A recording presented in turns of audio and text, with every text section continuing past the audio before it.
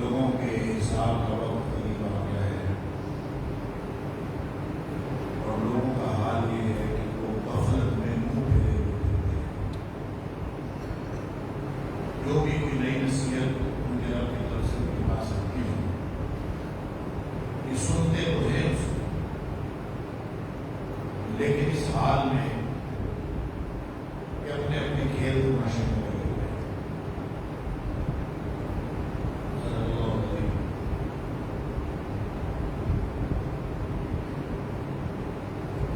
اللہ تعالیٰ نے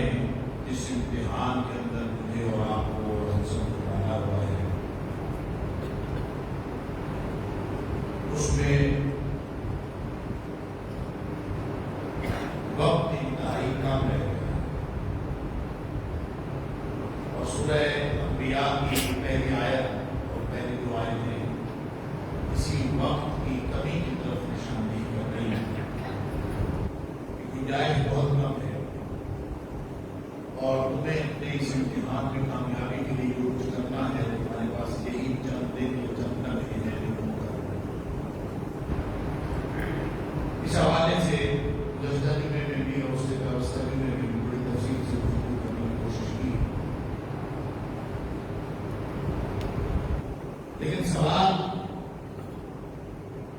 اپنی جگہ پہ موجود ہے کرنا احساس ہو جائے کہ وقت کم ہے، احساس ہو جائے کہ گنجائش کم ہے، احساس ہو جائے کہ نیکی کے مواقع آہستہ آہستہ محدود ہوتے جا رہے ہیں، احساس ہو جائے کہ مجھے امتحان میں کامیابی کے لیے جن چیزوں کی ضرورت ہے آہستہ آہستہ ان کے مواقع ختم ہوتے جا رہے ہیں، یہ احساس ہو جائے تو کرنا ہوگا۔ خاص طور پر وہ فتنہ جس کے بارے میں گزشتہ دنوں میں نے عرض کیا تو نبی اکرم صلی اللہ علیہ وسلم نے فرمایا آدم علیہ السلام کی تخلیق سے لے کر قیامت کے حقوق کی ہونے تک روئے زمین کا سب سے بڑا فتنہ روح اور فتنے اور آزمائشی ہر دور میں آتی ہیں، لیکن اس فتنے سے نبی کریم صلی اللہ علیہ وسلم نے ڈرایا اور سارے لے آئے اور وہ اس قدر بڑا خوفناک فتنہ ہے کہ اس کا جو تفصیلات نبی کریم صلی اللہ علیہ وسلم نے بتائیں اس کا کوئی علاج ہی کوئی یعنی کیسے آپ علاج کریں گے اس دجال کے فتنے کا کہ جس کے ہاتھ میں سارے وسائل ہوں، جس کے ہاتھ میں روزی ہو، جس کے ہاتھ میں جنت اور دوزخ بھی ہو اور وہ اپنے ماننے والوں کو اپنی جنت میں ڈالے اور اپنے نہ ماننے والوں کو جہنم میں ڈالے، پھر کسی کو کھانا چاہیے ہو تو اسی کا محتاج ہو، کسی کو رہنے کے لیے جگہ چاہیے ہو تو اسی کا محتاج ہو۔ یہاں تو ایک کرسی پہ بیٹھا ہوا کلرک اور چھوٹا سا کوئی آفیسر وہ نہیں مان جس کے پاس اتنے بڑے اختیارات ہوں گے، اس سے بڑا امتحان پہ اور ہو سکتا ہے۔ لہذا اس کے لیے نبی کریم صلی اللہ علیہ وسلم جب ڈراتے تھے اور یہ جو ایک طرح الناس کے حساب ہو کی بات ہے کہ تمہارے اوپر حساب کا وقت آ گیا، اگر موت آ جائے اگلا لمحہ ہماری موت کا لمحہ ہو سکتا ہے، تو اس حساب سے وہ حساب ہر وقت ہمارے ساتھ میں کھڑا۔ آج موت آ جاتی ہے یا صبح آ جاتی ہے، ہمارے سارے قریبی نہیں جاتے، لیکن اگر ہم زندہ بھی رہے تو کتنا اور کتنے لمحے، کتنے ہفتے، کتنے سال، کتنے مہینے اللہ ہوتا ہے۔ لیکن اگر اجتماعی طور پر امت مسلمہ کی حالت کو دیکھا جائے تو دجال کا فتنہ یوں سر پہ کھڑا ہے اور دجالیت آہستہ آہستہ اس طرح سے چھا رہی ہے کہ چیزیں آہستہ آہستہ معلوم تر ہوتی جا رہی ہیں اور مسلمانوں کے پاس ڈلیور کرنے کے مواقع آہستہ آہستہ یہ الگ بات ہے کہ مسلمانوں نے اپنے کردار سے بھی بہت سارے دروازے بند کیے، اپنی غفلت سے بھی بہت سارے دروازے بند کیے اور اپنی غفلت اور کوتاہیاں یعنی اللہ کی طرف سے تو مواقع موجود ہیں۔ اب دیکھیں رمضان اللہ نے ایک موقع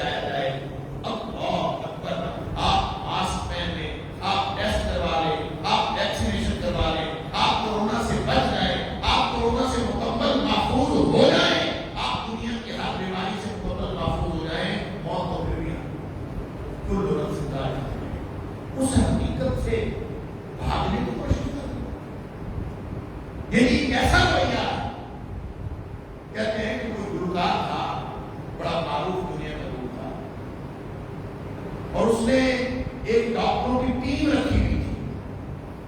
میری طبیعت کے اندر ہر وقت وہ دیکھتے رہتے تھے یہ کھانا یہ نہیں کھانا، یہ کرنا یہ نہیں کرنا، کیونکہ وہ کہتا تھا میرا ارادہ یہ ہے کہ میں کم از کم 150 سال تک زندگی میری ہونی چاہیے، 150 سال تک. حالانکہ یہ بھی آخرت پر ایمان نہ ہونے کی دلیل ہے کہ آدمی لمبی عمر کا ارادہ کرے. حضرت موسیٰ علیہ السلام کو جب اللہ تعالیٰ نے ملک الموت کو بھیجا تو حضرت موسیٰ علیہ السلام کو اس پر بات کی میں تمہاری جان نکالنے میں نبیوں کو کا یہ پروٹوکول ہوتا ہے کہ نبی کی جان اجازت کے بغیر نہیں نکال سکتا، لہٰذا جا کر میں نے جان نکالنے کیا ہے. موسیٰ علیہ السلام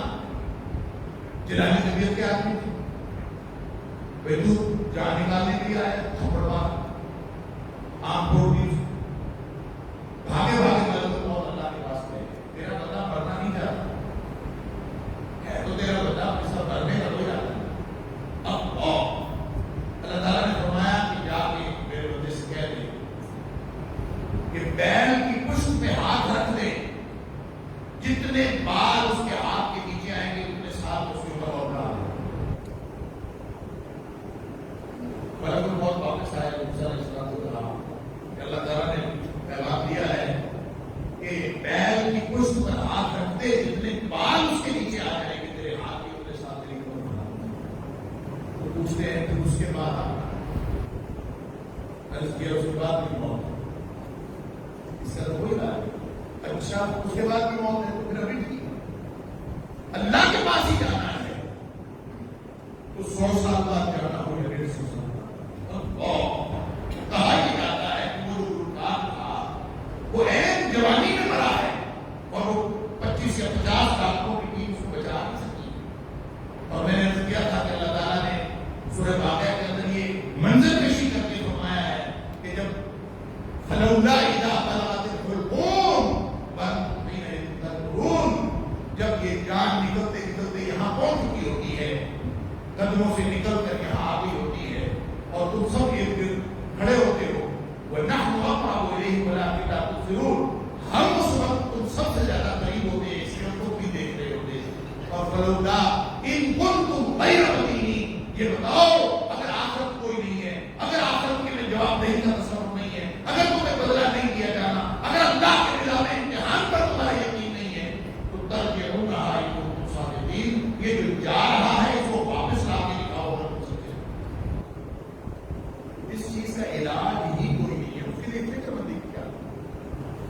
تدابیر اختیار کریں، لیکن اس کے لیے پریشان ہوتے ہیں تو کوئی طریقہ بنے اور بچ جائیں. حالانکہ ساری تدابیر اختیار کرنے کے بعد بھی اینما تکونوا یدرککم الموت ولو کنتم فی بروج مشیدہ، چاہے تم بڑے بڑے تیرے تعبیر کر دو، جتنے بڑی تدبیر کر دو، اینما تکونوا یدرککم الموت، تم جہاں نہیں بھی ہوگے موت ہو کے ڈھونڈ. لہذا جس کا آنا اٹل ہے اس اٹل چیز کی سے بچنے کی فکر کرنی چاہیے کہ اس کو سامنا کرنے کی تیاری رکھنی، یہ ہے فرق. لیکن چونکہ معاملات ہمارے ظاہری باتوں،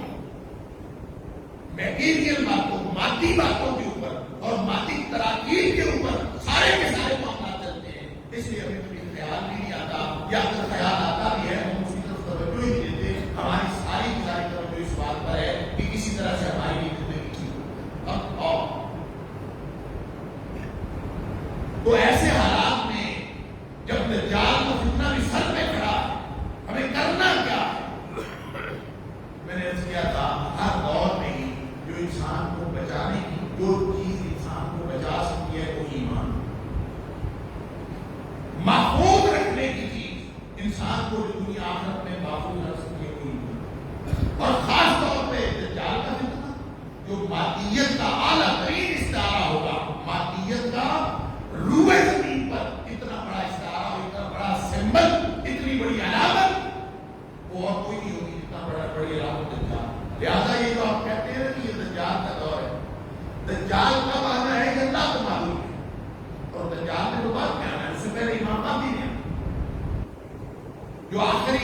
ایونٹس جب ہونے ہیں اس میں پہلے امام مہدی نے آنا، لیکن امام مہدی کے آنے کے ساتھ مسلمان کو غلبہ نہیں ہوا، مسلمانوں کے غلبے کی جدوجہد شروع ہو اور اس میں بھی پھر نبی کریم صلی اللہ علیہ وسلم فرمایا مسلمان 3 گروہ ہو جائیں گے، میں نے کیا تھا، اور ایک گروہ جو ہے وہ تو مانے گا ہی نہیں امام مہدی۔ کیوں نہیں مانے گا؟ اس لیے نہیں مانے گا کہ انہوں نے جو بیعت لے لی وہ جہاد ہوا، اور جس چیز کو نہیں اچھا لگتا جہاد کو کیوں مانے گا؟ آج کے دور میں جہاد کی بات کرتے ہو، یہ بالکل کرنے والی بات اللہ، لہٰذا 1/3 تو وہ گئے، باقی رہ گئے 2/3، ان میں سے آدھے شہید ہو جائیں گے، کام آ جائیں گے۔ نبی پاک صلی اللہ علیہ وسلم ہوئے زمین پر ان سے بہتر شہید ہو گئی، ان سے افضل شہید ہوئی، اور جو بچ جائیں گے فرمایا وہ ہوئے زمین پر ان جیسا ایمان کسی کا نہیں ہوگا، گویا ایمان ہی سے بچیں گے، مر جائیں تو روئے زمین کے بہترین شہید، بچ گئے تو روئے زمین کے بہترین ایماندار۔ لہذا ایمان ہے تو بچت ہے، ایمان نہیں ہے تو بچت نہیں۔ اصل مسئلہ ایمان تھا۔ صحابی پوچھا اللہ کے رسول صلی اللہ علیہ وسلم نکل آیا اور دجال کیا کرے گا؟ خوف اتنا کہ نبی کریم صلی اللہ علیہ وسلم دجال کے بارے میں بتاتے تھے تو صحابہ کرام سوال کرتے تھے کیا کریں گے؟ اس قدر خوف، ایمان کی بات ہے نا، نبی کریم صلی اللہ علیہ وسلم کا ایمان ہو اسی وقت خوف تھا، ہم کیا اتنا بڑا اس میں آپ نے پھر وقتاً فوقتاً مختلف ہدایات، مثلا ایک ہدایت تو آپ نے یہ کی کہ جب پتہ چلے کہ دجال کا ظہور ہو گیا ہے اس کی طرف نہیں جانا، اس کی دوسری طرف جانا۔ کیوں؟ جو شخص اس کی طرف جائے گا اپنے ایمان کو واپس، ایسے بھی ہوں گے کرنے خواہ لوگ، وہ کہتے ہیں کوئی بات نہیں میں جاتا ہوں، میں آپ کو سب مقابلہ کرتا ہوں، لیکن جب وہ جائے گا وہ اپنا ایمان کو واپس، اور اس قدر خوفناک تھا، لہذا اس کی طرف نہیں جانا، اس سے دوسری طرف جانا۔ صحابہ کرام پوچھتے ہیں کیا کریں گے صاحب، اس کیا بتائیں گے کہ کیا؟ اللہ فرمایا لا الہ الا اللہ کہنا، سبحان اللہ کہنا، الحمدللہ کہنا، پھر یہی کھانے کے لیے کافی، کبھی کھانے کے لیے کافی ہوا ہے، کبھی بھوک ذکر سے مٹی ہے، کبھی اپنے ایمان کو اس طرح بوسٹ کیا ہے کہ شدید بھوک لگی ہو آپ اللہ کے ذکر میں مشغول ہو جائیں، بھوک کم ہو جائے، کیا اپنے آپ کو اس ریاضت میں عادی بنایا؟ نہیں، پھر دجال کا دعویٰ جو ایک ایک وقت کی روٹی پر ہم لڑ پڑتے ہیں اور بندے قتل ہو جاتے ہیں، اللہ تعالیٰ معاف کرے، ان لوگوں نے دجال کا مقابلہ کرنا۔ صحابی پوچھتا اللہ کے رسول صلی اللہ علیہ وسلم کیا کرے؟ خوف ہے، بات پر اتنا خوف لگتا تھا کہ ایسے ہی جھاڑیوں سے بھی نکل آئے گا دجال۔ نبی کریم صلی اللہ علیہ وسلم فرمایا تو میں ہوا تو تمہاری طرف سے میں خود لڑ لوں گا، میری موجودگی میں نکلا تو میں خود لڑ لوں گا، اور میری موجودگی میں نہ آیا، میرے بعد آیا تو تم میں سے ہر شخص خود ذمہ دار۔ کون ذمہ دار ہے؟ تم میں سے ہر شخص خود۔ حدیدہ نفس، اس کا اپنا آپ، اپنا نفس اس کے لیے کافی ہوگا، اور نفس نے لڑنا ہے تو نفس نے کس بنیاد پر لڑنا ہے؟ نبی کریم صلی اللہ علیہ وسلم کو اللہ تعالیٰ نے ایمان کی وہ عطا کی تھی، وہ تو تشریف فرما ہو وہ ساری امت کی طرف سے لڑ سکتے ہیں۔ جب آپ تشریف فرما نہیں ہیں، آپ ہمارے درمیان موجود نہیں ہیں، تو آپ نے فرمایا ہر شخص اپنی فکر کرے۔ کیا مطلب؟ ہر شخص اپنی ایمان کی فکر، ایمان ہوگا تو بچے گا، نہیں ہوگا تو نہیں بچے گا۔ پھر آپ نے ایک اور ٹپ دیا جو میں نے گزشتہ میں کیا آپ نے بھی کیا تھا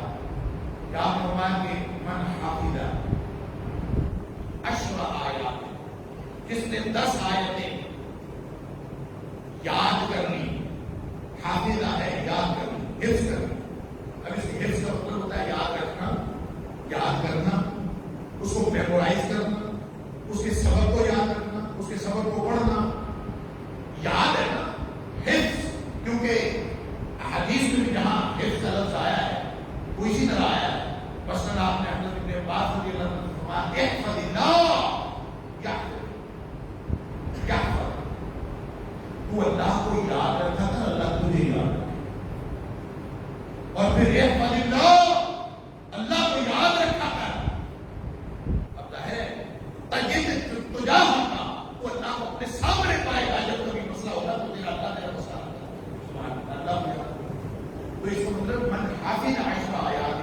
جو 10 آیتیں سورۃ الکہف کی پہلی 10 آیتیں یاد کر لیں، فرمایا عصم من الدجال، وہ دجال کے فتنے سے بچ گیا، عصم بچ گیا دجال کے فتنے سے بچ گیا۔ اب یہ 10 آیتیں کیا ہیں جو حفظ کرنا ہے، ان کو پالیسی کے طور پر یاد کرنے کا مطلب صرف میمورائز کرنا نہیں، جس طرح اللہ کو یاد کرنا صرف اللہ کے نام کو رکھ لینا نہیں ہے، بلکہ ہر معاملے میں اللہ کو اپنی پالیسی کا حصہ بنانا ہے کہ میں اللہ کی رضامندی حاصل کر کے اللہ کی راضی پہنچنا ہے، بڑھائی نہیں۔ فرمایا ان 10 آیتوں کو اپنی پالیسی کے ساتھ، یہ 10 آیتیں تمہاری پالیسی بن جائے گی۔ عصم من الدجال، یہ ٹپ ہے اللہ کے رسول صلی اللہ علیہ وسلم کی طرف سے دی گئی، یہ علاج ہے، یہ آپ کو ایک ایک شخص جس نے اپنا مقدمہ خود لڑنا ہے اور جس نے اپنے تحفظ کا سامان خود کرنا ہے، اس کے لیے نبی اکرم صلی اللہ علیہ وسلم فرمائے کہ اگر دجال کے فتنے سے محفوظ رہنا ہے تو تمہاری پالیسی سورۃ الکہف کی پہلی 10 آیتیں ہوں۔ اب اور وہ 10 آیتیں کیا ہے، ان کا اختتام کہاں ہوتا ہے؟ پڑھیے، گھر جا کے یاد کیجیے، اس کی تفسیر پڑھیے، سمجھنے کی کوشش کیجیے اللہ نے ان 10 آیتوں میں کیا کہا، اور پھر اس میں نبی کریم صلی اللہ علیہ وسلم نے یہ فرمان کیا کہ جو شخص سورۃ الکہف ہر جمعے کو پڑھ لے، ہر جمعے کو سورۃ الکہف پوری پڑھے، اس کو اللہ تعالیٰ دجال کے فتنے سے محفوظ کرے۔ ایک دوسرا انعام یہ بھی فرمایا، اس کو اللہ تعالیٰ ایک نور عطا ہوتا ہے۔ نور کیا ہے؟ اس کا مطلب یہ نہیں ہوتا کہ اس کا جسم چمکنا شروع ہو جائے۔ نور کیا ہے؟ ایمان کا نور ہے۔ فرمایا وہ نور ایسا ہے کہ اگلے جمعے تک اس کی رہنمائی کرتا ہے۔ اس کا مطلب ہے کہ ہر جمعے سورۃ الکہف پڑھتا رہے، اس میں ناغہ نہ کرے، وہ اللہ کی طرف سے وہ نور ایمان عطا ہوتا ہے، وہ ہر ہفتے اس کے ساتھ رہے گا، اور کوئی موقع ایسا نہیں آئے گا کہ نور نہ ہو، کیونکہ ایک جمعے سے دوسرے جمعے تک ایک دفعہ سورۃ الکہف پڑھنے سے نور ساتھ وہ نور عطا ہوتا ہے۔ اب وہ جو 10 آیات ہیں، کوئی ام حسبت ان اصحاب الکہف ورقیم من آیاتنا، سوال ہے قومی آیت میں، اللہ کیا تم نے گمان کیا ہے، ام حسبت کیا تم نے گمان کیا ہے، ان اصحاب الکہف ورقیم، کہ اصحاب کہف جو غار والے تھے اور وہ جو تختی والے تھے یا جو رقیم نامی بستی والے لوگ تھے، قانون آیاتنا آجانا، یہ صرف ہماری عجیب و غریب نشانیوں میں سے ایک نشانی تھی، کیا تم نے بس نشانی سمجھا اس کو کہ جی وہ گئے وہاں 300 سال تک پڑے رہے، 309 سال تک اللہ تعالیٰ نے ان کو نیند دے دی، غار میں چلے گئے تھے، اور کس وجہ سے غار میں چلے گئے تھے؟ اللہ تعالیٰ نے بڑے ایمان کے ساتھ اور بڑی جامعیت کے ساتھ پورا قصہ ضرور تھا کہ ایمان بچانے کے لیے، ایمان بچانے کے لیے بادشاہ تھا بڑا ظالم، ساری قوم اس کے پیچھے تھی، ساری طاقت ان کے پاس تھی، انہوں نے اپنا ایمان بچانے کے لیے غار کی طرف پناہ لی، اذا الفتنة فتية للكهف فقالوا ربنا آتنا من لدنك رحمة وهيئ لنا من أمرنا رشدا۔ وہ صرف نشانی نہیں ہے، یہ سوال اللہ تعالیٰ کرتا ہے، آیت نمبر 9 پڑھیے گا، جب اللہ تعالیٰ فرماتا ہے ہم حسبتا، کیا تم گمان کرتا، یہ خطاب مجھے اور آپ کو ہے، ہم حسبتا، کیا تم نے گمان نہیں کیا، کیا گمان کیا؟ پھر قرآن کی آیات پڑھتے جائیے، بار بار دہرائیے، لطف لیجیے قرآن کے اسلوب کا، اللہ کے خطاب کا لطف لیجیے، اور اس پالیسی کا لطف لیجیے جو اللہ کے رسول صلی اللہ علیہ وسلم بیان فرما رہے ہیں کہ ساری کی ساری پالیسی دجال سے بچنے کا سارے کا سارا سامان بنا لیے سورہ کہف کی پہلی 10 آیتوں من حافظ، اس کو یاد کرو، اس کو یاد رکھو، اس کو بطور پالیسی اختیار کرو، اور وہ کیا ہے؟ وہ ایمان بچانے کی پالیسی ہے، یعنی سنگل فکرہ اگر اس پالیسی کا اس کو انٹرپریٹ کیا جائے تو ایمان بچانے کی پالیسی ہے۔ انہوں نے کیسے ایمان بچایا؟ وہ ساری دنیا چھوڑ چھاڑ کر کار میں چلے گئے، کار میں ساتھ کتا تھا وہ بھی آپ کے ساتھ وہ تحریر پر بیٹھ گیا، اللہ تو کیا پالیسی اللہ کریم یہ فرما رہے ہیں کہ تم لوگ بھی کار میں چلے جاؤ؟ اب کام کس بات میں جائیں گے؟ اس دور میں تو چھپنا آسان تھا، اس دور میں تو چھپنا بھی مشکل ہے، چھپنا شاید ممکن نہیں، خاص طور پر موبائل کے بغیر ہم نے نہیں رہنا، اور یہ اتنا بڑا جاسوس ہے کہ ہماری لمحے لمحے کی رپورٹ، جس سے رپورٹ لینی ہے اس کو کرتا ہے۔ ہمیں اس جاسوسی پہ اور ہمیں اللہ کی اس انفارمیشن ٹیکنالوجی پہ تو اعتبار کبھی نہیں آیا کہ اللہ تعالیٰ فرماتا ہے کہ یہ دو فرشتے کرام کاتبین بیٹھے ہیں، ماہر من قول الا لدیہ رقیب عتید، جو بھی تم زبان سے بولتے ہو کرتے ہو فوراً لکھ لیتے ہیں، ہر چیز لکھی جائے، ہر چیز کو اللہ۔ اب تو یہ کمپیوٹر نے اور یہ موبائل اور یہ ہر چیز جس سے آپ کے پاس ہے، اس نے سارا کچھ ہمارا ثابت کر دیا دنیا کا بنایا ہوا نظام اس طرح مسائل ہو سکتا ہے تو اللہ بھی نظام ہے۔ لہذا کہاں کس کار میں چھپنا،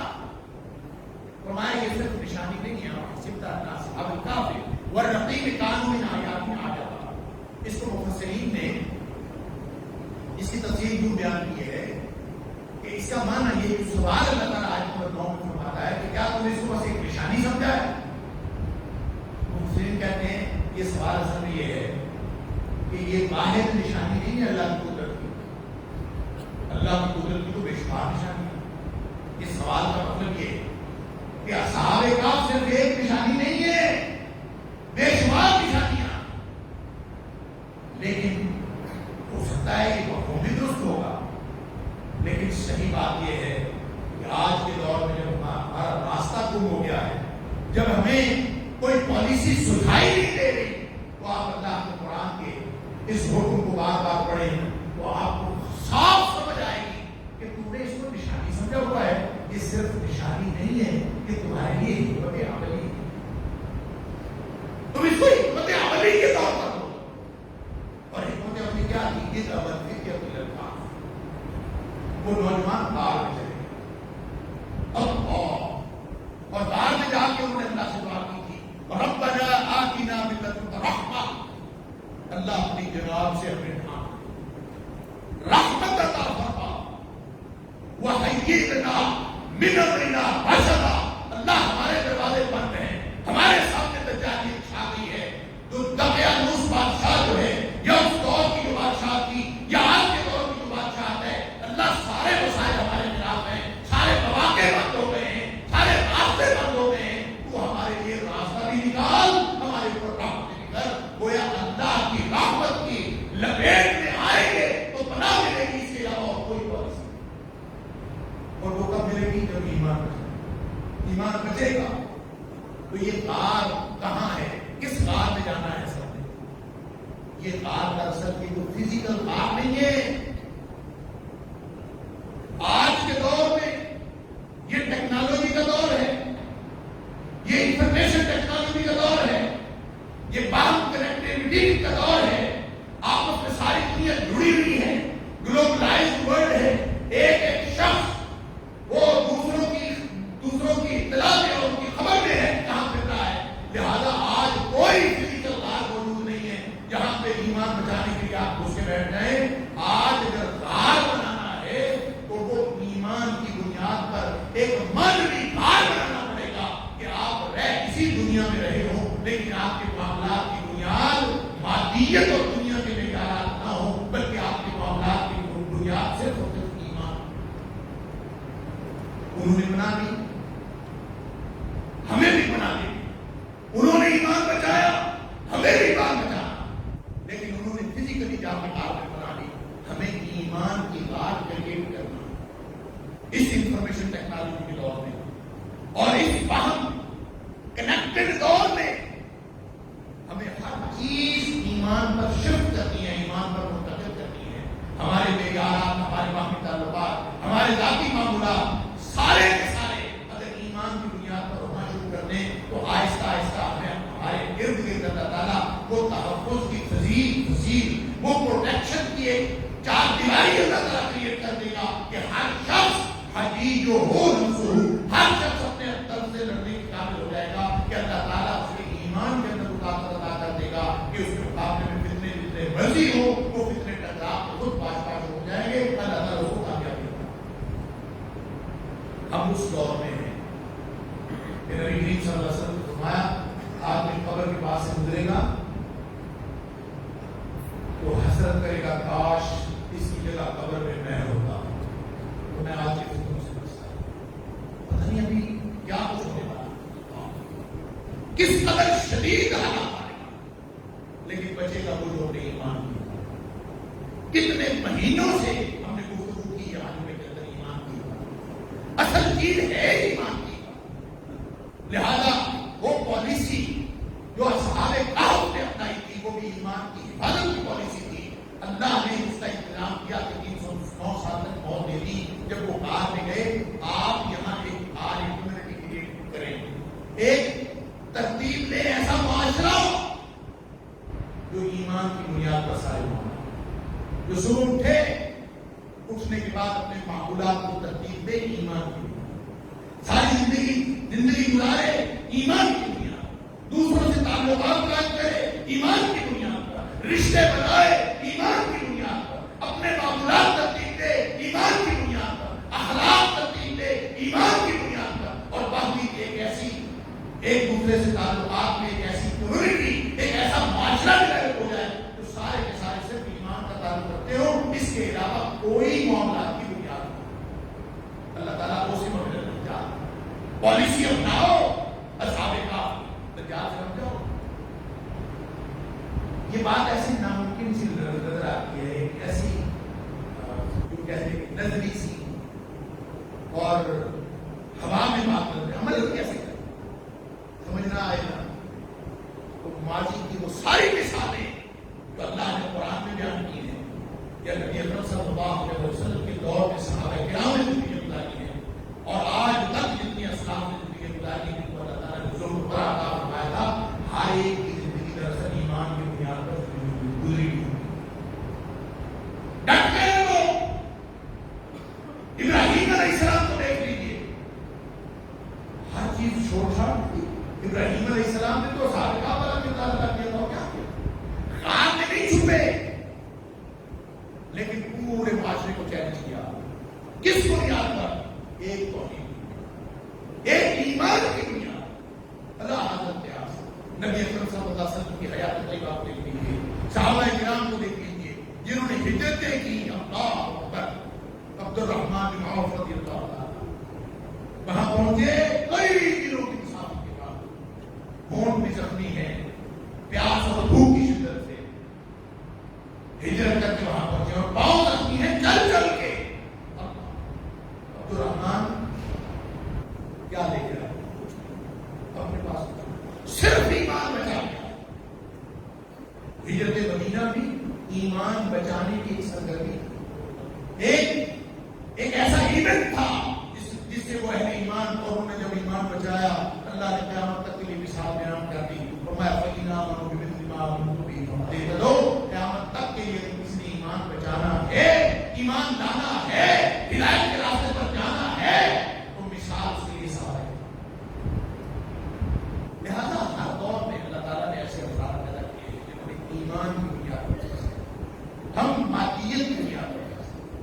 بس یہی فرق ہے ہر لمحہ جو مادیت کی بنیاد پر فیصلہ کرتا ہے وہ ساری حفاظتی تدابیر کے باوجود وہ دجالیت کی طرف پھسلتا چل رہا ہے اور جو ایمان کی بنیاد پر فیصلہ کرتا ہے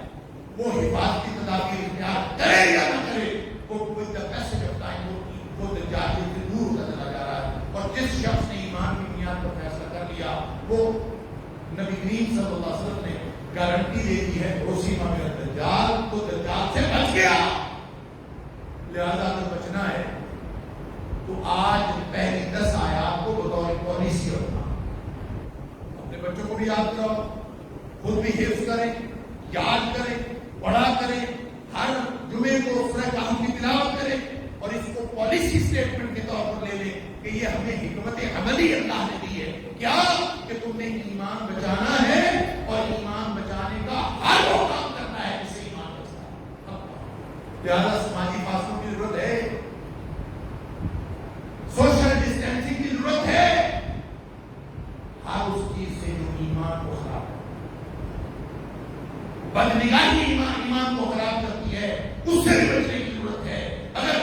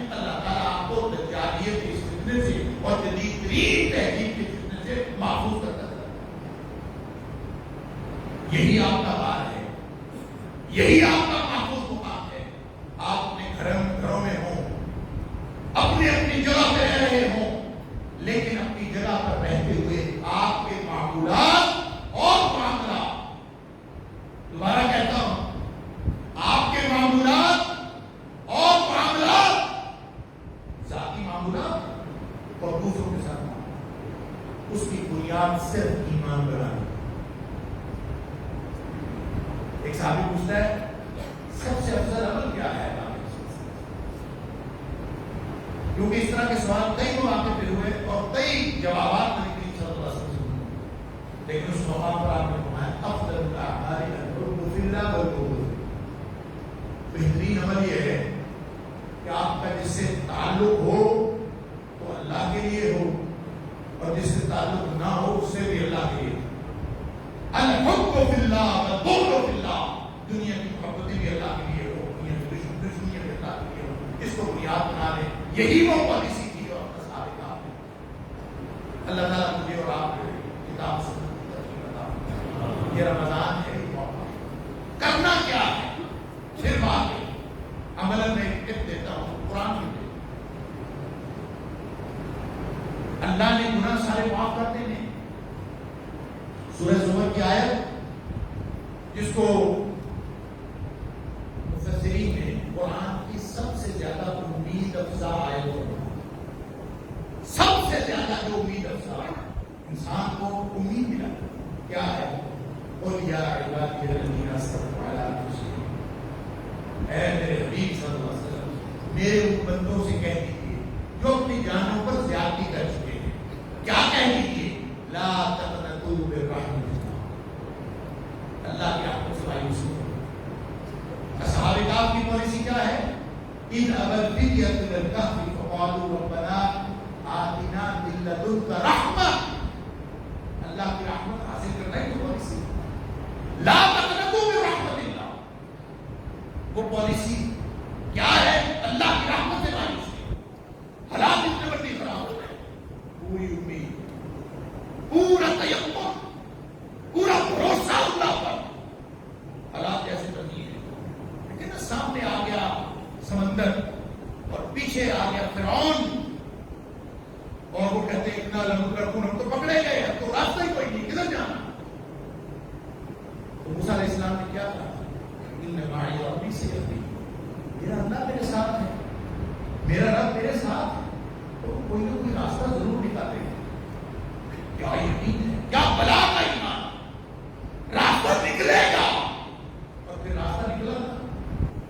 جو بظاہر کبھی تاریخ نے نہیں دیکھا کس طرح راستہ نکلے، وہ بھی نکلا۔ لہذا ہمارے پاس پالیسی یہی ہے، لا تقنطوا من رحمت اللہ، ان اللہ یغفر الذنوب جميعا، سارے گناہ معاف کر دے گا۔ کیوں معاف کرے گا؟ انہ هو الغفور الرحیم، وہ ہے ہی بخشنے والا، وہ ہے ہی رحمت کرنے والا۔ لیکن تمہیں اور مجھے ہمیں کرنا کیا ہے؟ فرمایا ایک سٹیپ لینا ہے، ایک قدم اٹھانا ہے۔ وَأَنِيبُوا إِلَىٰ رَبِّكُمْ وَأَسْلِمُوا، تمہیں ایک کام کرنا ہے کہ ہر طرف سے منہ موڑ کر ایک اللہ کا ہو جانا۔ وَأَنِيبُوا إِلَىٰ رَبِّكُمْ، ہر طرف سے منہ موڑو، ایک اللہ کی طرف رجوع کرو۔ وَأَسْلِمُوا لَهُ، اپنے سارے معاملات اس کے سپرد کر دو۔ جیسے باہر والوں نے ہر طرف سے منہ موڑا، جا کے باہر میں بیٹھ گئے اور ہر معاملہ اللہ کے سپرد کر دیا، باقی پھر حفاظت اللہ نے ان کی کی۔ ایک نشانی کے طور پر تاریخ میں آج بھی بیان ہو رہا ہے کہ انہوں نے ایمان بچایا تھا۔ تم بھی یہ کام کرو، ایک سٹیپ لے لو، اللہ کی گناہ میں آ جاؤ، اپنے آپ کو اللہ کے سپرد کر دو۔ لیکن یہ کام جلدی کرنا، وقت کوئی نہیں ہے۔ من قبل ان یأتیکم العذاب ثم لا تنصرون، کہیں ایسا نہ ہو کہ تمہارے سوچتے سوچتے عذاب آ جائے، جب عذاب آ گیا تو پھر کوئی مدد نہیں۔ لہذا آج اور ابھی کسی وقت غنیمت سمجھے میں اور آپ کے رمضان ہمیں عطا ہوا، الحمدللہ۔ لہذا یہ ایمان بوست کرنے کے لیے، ایمان کو مضبوط کرنے کے لیے بہترین موقع ہے۔ روزہ تقوی اور ایمان کا سب سے بڑا ذریعہ ہے، اس کو پورے تقاضے کے مطابق رکھیے، قرآن پاک کا خود مطالعہ بھی کیجیے، اس کی تلاوت بھی کیجیے، اور اس کو پالیسی اسٹیٹمنٹ کے طور پر پڑھیے کہ اللہ کی طرف سے پالیسی ڈاکومنٹ ہے، اور پھر راتوں کو اس کے ساتھ قیام کیجیے، اس کو زندگی کا ساتھی بنا لیجیے، اور جو کچھ اللہ نے عطا کیا ہے اس کو خرچ کر دیجیے، مال بھی، جان بھی، وقت بھی، سب کچھ لگا دیجیے۔ یہ تین ہی مین کام ہے جو رمضان میں کرنے کے ہیں: روزہ رکھنا، قرآن کے ساتھ شب و روز گزارنا، اور جو کچھ اللہ نے عطا کیا ہے اس کو خرچ کر دینا۔ اس میں مال سر فہرست ہے، وقت بھی لگا دیں، زبانیں بھی لگا دیں، صلاحیتیں بھی